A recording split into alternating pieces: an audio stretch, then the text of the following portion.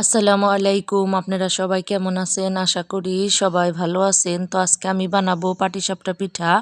পাটিসাপটা পিঠা বানানোর জন্য প্রথমে আমি গুঁড়িটা ভালো করে ভাইজে নিলাম। গুঁড়িটা ভাইজে নিলে হালুয়াটা খেতে অনেক মজা হয়।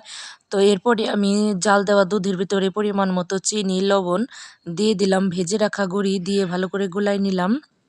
এরপরে আমি দিয়ে দিলাম চুলায় বসিয়ে দিয়ে আমি ধীরে ধীরে জাল দিয়ে ভালো করে নাড়াচাড়া আমি হালুয়াটা বানাই নিব। তো অনেকক্ষণ নাড়াচাড়া করার পরে আমার হালুয়াটা প্রায় হয়ে এসেছে।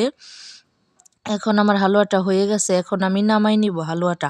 তো আর হালুয়াটা তো হয়ে গেছে। এখন আমি পাটিসাপটা পিঠার রুটি বানানোর জন্য আমি গুলাই নিব। এরপরে আমি জাল দেওয়া দুধের ভিতরে পরিমাণ মতো গুঁড়ি, লবণ, চিনি আর কিছুটা পরিমাণ ময়দা দিয়ে দিলাম। ময়দাটা দিলে রুটিটা অনেক নরম হয়, রুটিটা ফেটে যায় না। তো হাত দিয়ে ভালো করে মাখাই নিলাম।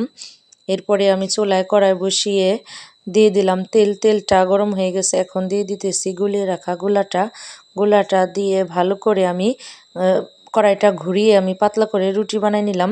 তো রুটি বানানো শেষ। কিছুক্ষণ ঢাইকা রাখার পরে রুটিটা সেদ্ধ হয়ে গেছে। এখন আমি হালুয়াটা দিয়ে পিঠাটা ভালো করে সুন্দর মতো আমি চামচ দিয়ে পেঁচাই নিলাম। তো এভাবে আমি অনেকগুলা পিঠা বানাই নিছি। তো আমার পাটিসাপটা পিঠা বানানো আপনাদের কাছে কেমন লাগলো আপনারা অবশ্যই কমেন্টে জানাবেন।